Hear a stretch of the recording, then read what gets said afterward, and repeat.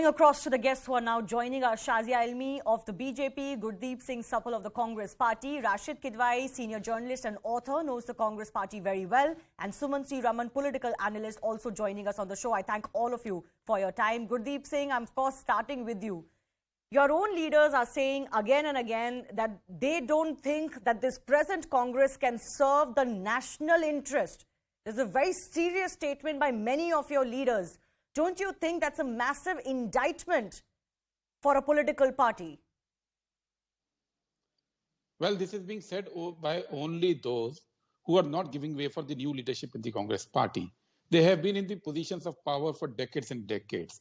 And now when the time is there for generational change, I think they are coming up with these excuses. Issue is, when you were part of the decision-making forums in the party, what was the voice that you raised for the issues that you're raising now?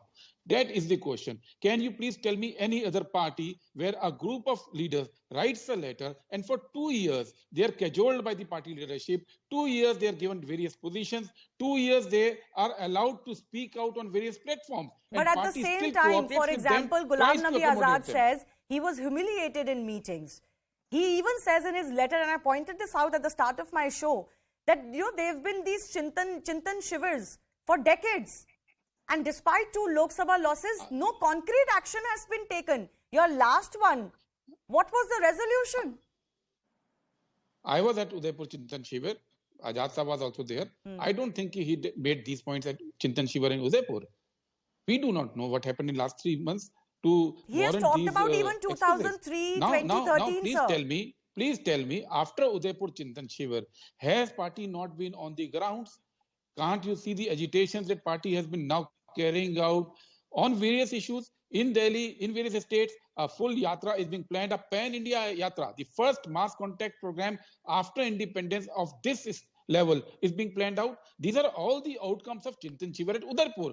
So it is not that the Chintan Shivar decisions are not carried out. Yes, they may not be carried out in full, which is never the case in any party. But Mr. Azad himself has been part of those decision-making forums. My question only is that he was the leader of opposition till last year. Rahul Gandhi came into leadership in 2013. For 13 to 21, Mr. Azad was in various decision-making positions. What was the internal debate that was carried out in the party? Can I tell you one thing? Sir, can I come in? Yeah. Can I come in? You know, we were speaking to PC Chako also earlier. Since you mentioned that he was leader of opposition, PC Chako said on air to me today that Ghulam Nabi Azad told him that even as I was leader of opposition in one of the houses, I could not get time to meet Rahul Gandhi for a full year. That is what Jaiveer Shergill has said. That they just don't have time. They don't meet us. Let me respond to various leaders that you have named and just interviewed. Mr. PC Chako himself was the General Secretary in charge of Delhi. During this very regime, he himself, and he sees the result of Delhi. So shouldn't PC Chako be responsible for those results? No, you must hold your partymen responsible. Of course, you must hold your partymen responsible.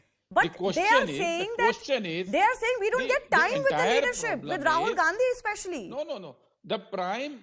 Rahul Gandhi is not the party president. Party president is Mrs. Sonia Gandhi. Even with her, they're saying. Has Mr. Azad not been able to meet Mrs. Sonia Gandhi in the last few months? He has been. We all know it. That's not the question. Question is that here is a group of leaders who by their own admission became leaders in early 20s when the Congress leadership picked them up. And now when a fresh crop of leaders is coming up, these people are not willing to make way. And therein lies the conflict. Mr. Gurdeep, answer me this. Do you believe that these leaders, as Ghulam Nabi Azad is pointing out, have been shunned? The consultative mechanism has been demolished since Rahul Gandhi took over. Do these leaders, even if they're not position holders and not decision makers, do they have nothing to offer to the Congress party? Do they have no experience to offer? Are you saying they are no good? No. The case can't be that if I am not part of the consultation, then there is no consultation. I think that is the case being brought out. If same thing happens in Bharatiya Janata Party, where senior leaders are set aside, then it is called a master stroke. In Congress party, when some similar process is happening, the problem is, sir, they set their leaders aside. You are not doing it, and your leaders are quitting. Pardon? I'm saying the difference is that Congress leaders quit their party, write stinging letters. I don't remember the last time a BJP leader did so. From Yashwant Sinha to Shatrughan Sinha to Eknath Khadse to Somi Prasad Maurya to Yediyurappa to Keshubhai Patel, nobody quit Congress, BJP. No BJP leader has ever quit BJP. Some of them quit because of ideology and decision. No, some of them quit because of ideology and all. That is fine. You can quit. I don't have a problem. Nobody has a problem. My point is that they are not raising the same questions on the leadership. I can rattle out names after names of senior leaders of BJP who quit BJP once Mr. Modi came to power. Name after name I can rattle out. So this selective amnesia doesn't work. Issue is when there is a generational change happening, I think Mr. Azad should have supported it. He was a senior leader who has been in the decision-making role for more than 4 decades. So, sir, explain this generational, before I go across and open this up to our other guests, explain this generational change. Rahul Gandhi has been a power center in the Congress party as president or otherwise since 2013. अभी 10 साल होने को आए हैं. आप बताइए ये generational change चल ही रहा है अभी तक, ये क्या हो रहा है? Okay. Generational change doesn't include Mr. Bhupesh Baghel. Generational change does not include the young Dalit the CLP leader in Tamil Nadu. Generational change does not include new leadership in Jharkhand where we are in power. I think we are looking only near the four walls, near the boundary of Lutyens zone and forming our perceptions from that. Okay. In state after state, a new leadership of Congress party has come up. It's a fact. It may have succeeded some places, it may not have succeeded some places. Okay. But there has been, you see the whole panelist of media person, spokesperson on various channels today. Can't you see a new generation coming up? If we are oblivious to this reality, then I think we are only rattling out something which is being spread out by certain individuals. The trouble for the Congress though is your election results are not showing. And I don't think people have a problem with the other second rung, third rung, your state leaders. You've got great state leaders who can give the BJP a fight. People particularly have a problem with Rahul Gandhi. Shivani, that can happen in politics. Politics, you sometimes go down, sometimes you come up. Okay, fair Congress enough. party is going back to its root. We are going back to people. We are having a mass agitational program lined up. And issue is what is Rahul Gandhi saying?